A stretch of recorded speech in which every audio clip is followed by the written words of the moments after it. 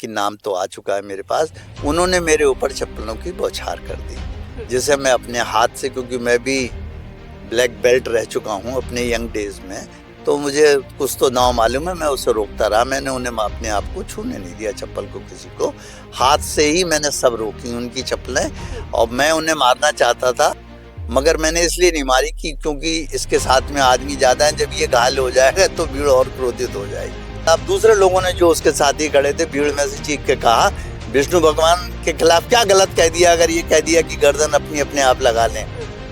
तो उसी से मैं समझ गया कि ये आदमी सनातन विरोधी ग्रुप आ गया है मेरे सामने। तब मैंने फिर ये नारा लगाया कि सनातन धर्म जिंदाबाद। मैं इस उम्मीद में था कि कुछ सनातनी वकील भी मेरे साथ आएंगे। मैं भी पहले सनातनी हूँ, बाद में दलित हूँ। दलितों का भी तभी तक भला है जब तक ये सनातनी जैसे लोगों के साथ में बने हुए हैं। जिस दिन ये दूसरी कौम जो इन्हें पटा रही है कि हमारी तरफ आ जाओ, उसका केवल और केवल मकसद है वोट बैंक का। आपको डर नहीं लगा था जब आप जूता फेंक रहे थे उस वक्त? हाँ, डर काहे का लगेगा, हम सोच के गए थे परिणाम क्या होगा।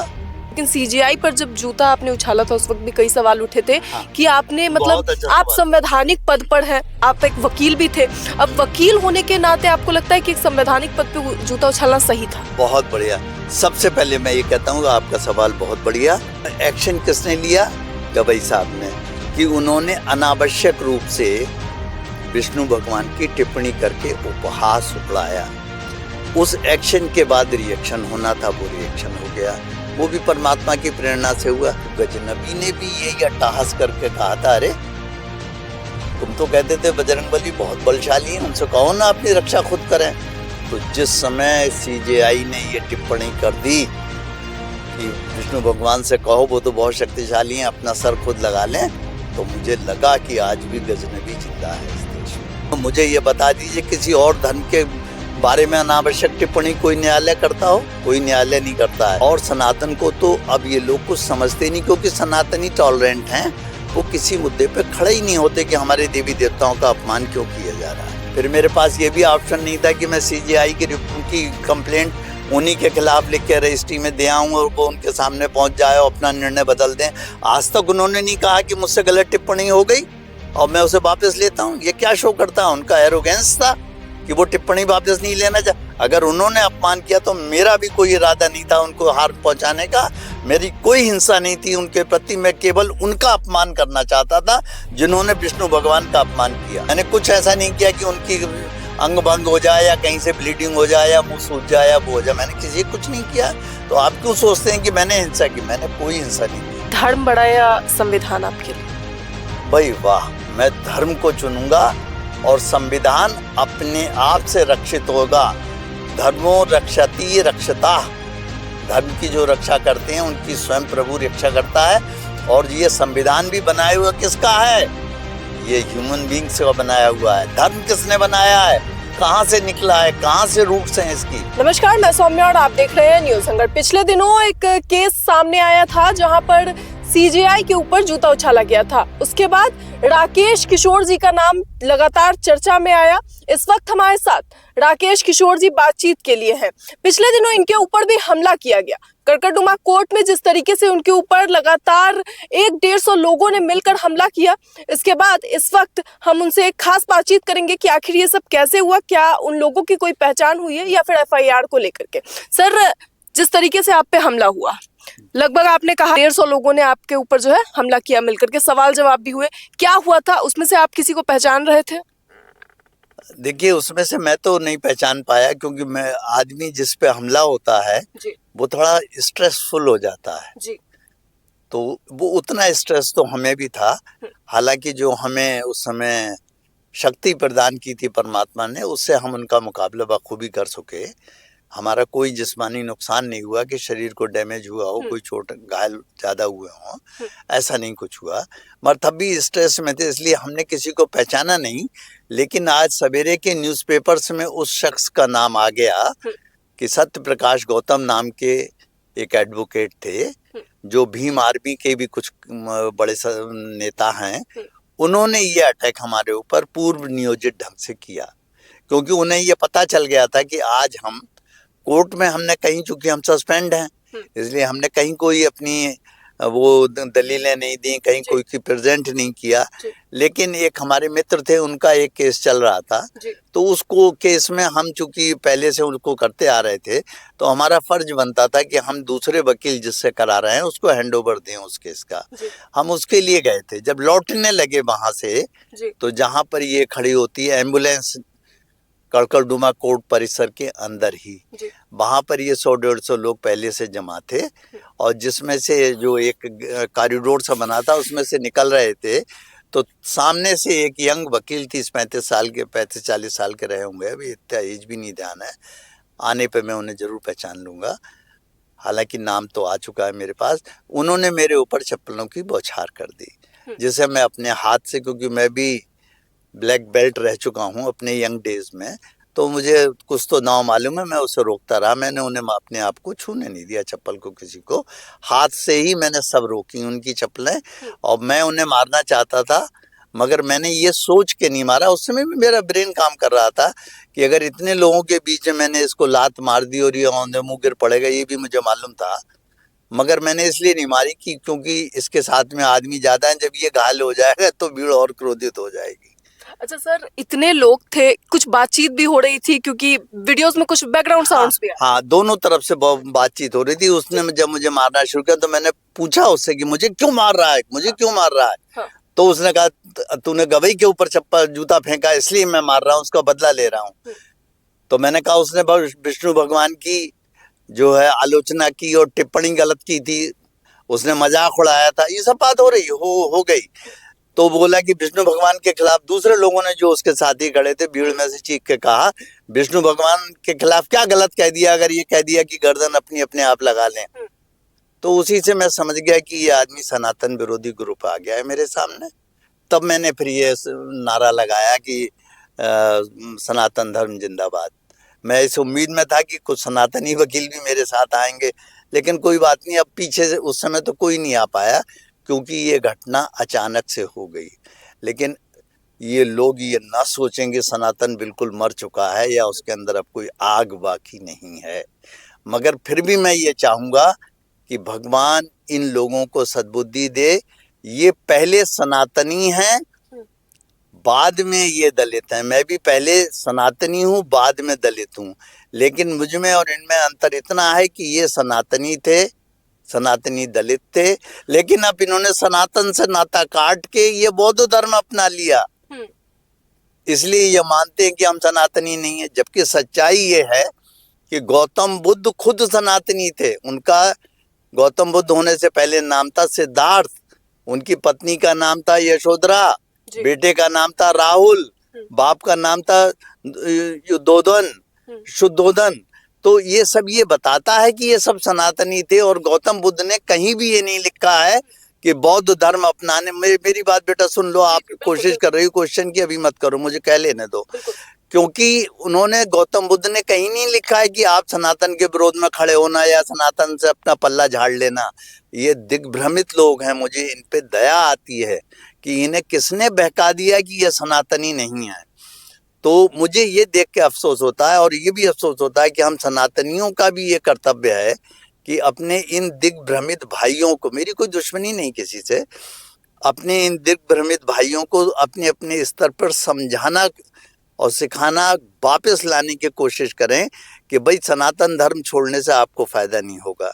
इसमें एक बात मैं और बताऊं जो बहुत महत्वपूर्ण है, और वो बात ये है कि जब इंडिया का बंटवारा हुआ तो एक दलित नेता थे, बहुत शक्तिशाली नेता, जोगिंदर नाथ मंडल, बंगाली भी थे, तो वो पाकिस्तान की तरफ ही रह गए। पाकिस्तान ने उन्हें जो है डिफेंस मिनिस्टर भी बना दिया, अपने यहाँ मिनिस्टर बन गए, और उन्होंने सोचा हम यहाँ बहुत अच्छे रहेंगे। लेकिन कुछ ही 4-5 महीने में ही उन्होंने देखा कि दलितों का तो बड़ा शोषण हो रहा है पाकिस्तान में। तो वो उन दलितों को जो छोड़ के आ गए, वहां से इंडिया भाग के आ गए। उन दलितों का वहां पर क्या हुआ, 17% जो पॉपुलेशन थी आज 1% रह गई। इससे आप अंदाजा लगा लीजिए कि दलितों का भी तभी तक भला है जब तक ये सनातनी जैसे लोगों के साथ में बने हुए हैं। जिस दिन ये दूसरी कौम जो इन्हें पटा रही है कि हमारी तरफ आ जाओ, उसका केवल और केवल मकसद है वोट बैंक का। वो इनका भला नहीं चाहते हैं, ये मैं आपको बता रहा हूँ। लेकिन सर एक बात बताइए, आपने कहा कि मतलब आप किसी को हार्म नहीं करना चाह रहे थे, लेकिन सीजीआई पर जब जूता आपने उछाला था उस वक्त भी कई सवाल उठे थे। हाँ, कि आपने मतलब बहुत अच्छा आप सवाल। संवैधानिक पद पर हैं, आप एक वकील भी थे। अब वकील होने के नाते आपको लगता है कि एक संवैधानिक पद पे जूता उछालना सही था? बहुत बढ़िया। सबसे पहले मैं ये कहता हूँ आपका सवाल बहुत बढ़िया, और ये जो कदम उठाया गया, ये जो आप कहते हो, ये मेरे द्वारा या किसी के द्वारा नहीं उठाया गया, इंडिविजुअल कोई शामिल नहीं है इसमें। सबसे पहले आप देखो कि एक्शन किसने लिया? गवई साहब ने, कि उन्होंने अनावश्यक रूप से विष्णु भगवान की टिप्पणी करके उपहास उड़ाया। उस एक्शन के बाद रिएक्शन होना था, वो रिएक्शन हो गया, वो भी परमात्मा की प्रेरणा से हुआ। मुझे एक बात बता दीजिए, इस संदर्भ में एक बात और कहना चाहूंगा आपसे। जिस समय सोमनाथ के ऊपर मोहम्मद गजनबी ने आक्रमण किया, तो उसने सब धन संपत्ति लूट ली, और लूटने के बाद सैनिकों को आज्ञा दिया कि इन सब मूर्तियों को तोड़ दो। तो जो मंदिर में जो पुजारी थे, जिनकी उन मूर्तियों से प्रेम था, वो गिड़गिड़ाए गजनबी के सामने कि भैया आप मूर्तियां खंडित मत कीजिए, आपने सब लूट लिया, इन्हें रहने दीजिए। तो गजनबी ने भी यही अट्टहास करके कहा था, अरे तुम तो कहते थे बजरंगबली बहुत बलशाली है, उनसे कहो ना अपनी रक्षा खुद करें। तो जिस समय सीजेआई ने ये टिप्पणी कर दी कि विष्णु भगवान से कहो वो तो बहुत शक्तिशाली हैं, अपना सर खुद लगा लें, तो मुझे लगा कि आज भी गजनबी जिंदा है इस देश में। लेकिन फिर सर क्या आपको लगता है कि सही? सबसे पहले आप चिंता कीजिए, हम 100 करोड़ सनातनियों की अगर उनका अपमान हो, मुझे ये बता दीजिए किसी और धर्म के बारे में अनावश्यक टिप्पणी कोई न्यायालय करता हो? कोई न्यायालय नहीं करता है। हमारी चाहे दही हांडी का मुद्दा हो कि लंबाई कितनी होगी रस्सी की, चाहे हमारा वो जो सवारी माला का कांड था कि जिसमें लेडीज का प्रवेश वर्जित था, इन सब मुद्दों पे आप ये देख लीजिए कि जलीकट्टू हो, कुछ भी, इन सब पे बड़ी बेबाकी से ये लोग न्यायालय निर्णय देने लगे हैं। और सनातन को तो अब ये लोग कुछ समझते नहीं, क्योंकि सनातनी टॉलरेंट हैं, वो किसी मुद्दे पे खड़े ही नहीं होते कि हमारे देवी देवताओं का अपमान क्यों किया जा रहा है। सर तो ये आपका जवाब है, कोई और अल्टरनेटिव नहीं था। मुझे आप बताइए, जब सीजेआई ने जो टिप्पणी की थी, वो लिख के तो की नहीं थी कि मैं उनके खिलाफ कोर्ट में हायर बेंच में जाता, या मैं कोई उसका राइट अप लिख देता और किसी न्यूज़पेपर में दे आता कि आप पब्लिश कर देना। जरूरी नहीं था कि वो पब्लिश कर दें। फिर मेरे पास ये भी ऑप्शन नहीं था कि मैं सीजीआई की कंप्लेंट उन्हीं के खिलाफ लिख के रजिस्ट्री में दे आऊं और वो उनके सामने पहुंच जाए और अपना निर्णय बदल दें। आज तक उन्होंने नहीं कहा कि मुझसे गलत टिप्पणी हो गई और मैं उसे वापस लेता हूं। ये क्या शो करता है? उनका एरोगेंस था कि वो टिप्पणी वापस नहीं लेना चाह। अगर उन्होंने अपमान किया तो मेरा भी कोई इरादा नहीं था उनको हार्म पहुंचाने का, मेरी कोई हिंसा नहीं थी उनके प्रति। मैं केवल उनका अपमान करना चाहता था जिन्होंने विष्णु भगवान का अपमान किया। आप क्या बात करते हैं कि मैंने हिंसा की? मैंने कोई हिंसा नहीं की किसी के खिलाफ। मैंने कुछ ऐसा नहीं किया कि उनकी अंग भंग हो जाए या कहीं से ब्लीडिंग हो जाए या मुंह सूज जाए या वो हो जाए। मैंने किसी कुछ नहीं किया। तो आप क्यों सोचते हैं कि मैंने हिंसा की? मैंने कोई हिंसा नहीं की। एक सवाल और सर लगातार आपके लिए उठ रहा है, धर्म बड़ा या संविधान आपके लिए? भाई वाह, आप मुझे एक बात बताओ, धर्म और संविधान में से अगर चुनना हो तो जो आदमी झूठ बोलेगा वो कुछ भी बोल सकता है, लेकिन मैं जो हूं, मैं ये सही बोलूंगा कि पहले मेरा अस्तित्व, मेरा जीवन मेरे लिए प्रमुख है। मैं धर्म को चुनूंगा और संविधान अपने आप से रक्षित होगा। धर्मो रक्षति रक्षता, धर्म की जो रक्षा करते हैं उनकी स्वयं प्रभु रक्षा करता है। और ये संविधान भी बनाया हुआ किसका है?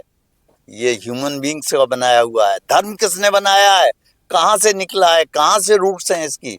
हमारे पुराने जो ग्रंथ हैं, हमारा जो पुरानी परमात्मा की जब सृष्टि थी उस सृष्टि से बन के आएंगे, तो वो बड़े हैं। संविधान हमारे लिए नहीं इसमें पड़ा है।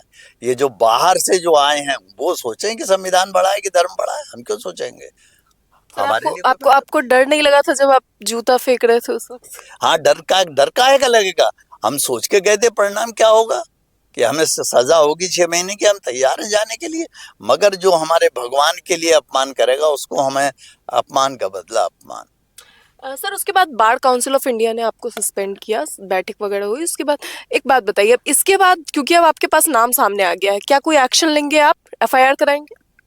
जो जिसने हमें हमारे ऊपर आपके ऊपर हमला किया था, हाँ, ये हमारा कर्तव्य बनता है। पहले हमने सोचा था कि हम कोई रिपोर्ट ना करें क्योंकि हमें बॉडीली कोई हार्म नहीं हुआ, कोई नुकसान नहीं हुआ, और इसको हम लोग नॉन कॉग्निजेबल ऑफेंसेस कहते हैं, ये सिंपल मारपीट में आता है।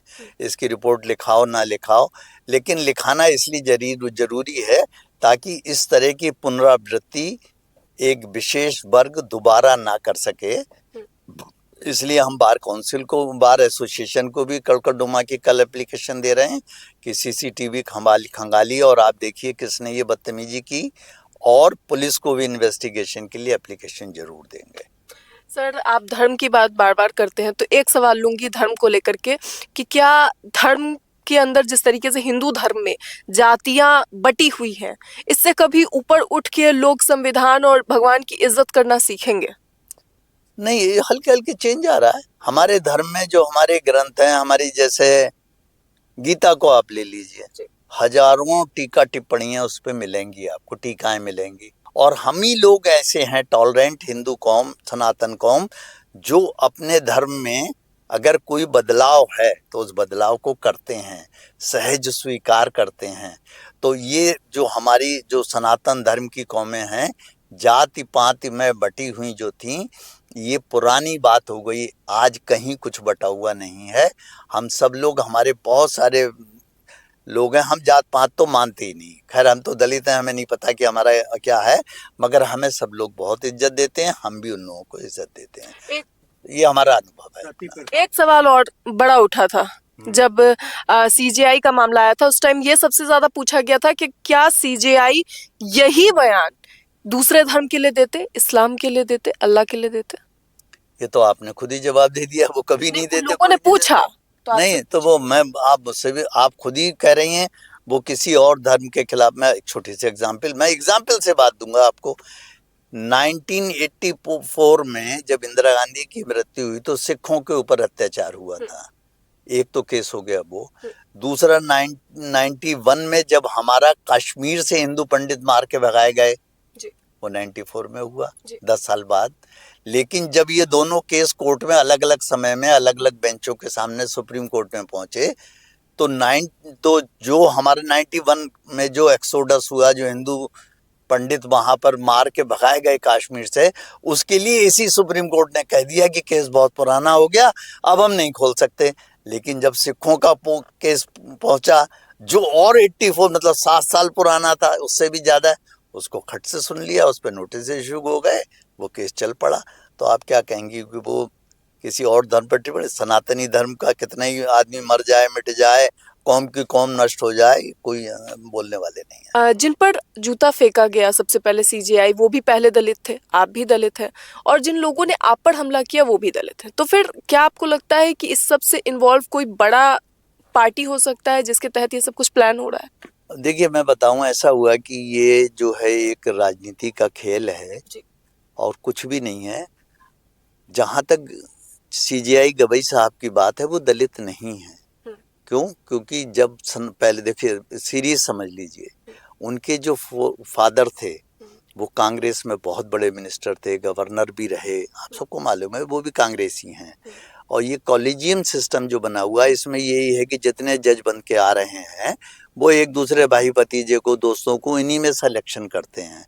तो लामोहल्ला जितने भी जजेस आएंगे वो सब या तो कांग्रेस दल से लिए गए होंगे, या वो इस तरीके के, उनकी विचारधाराएं अलग होती हैं।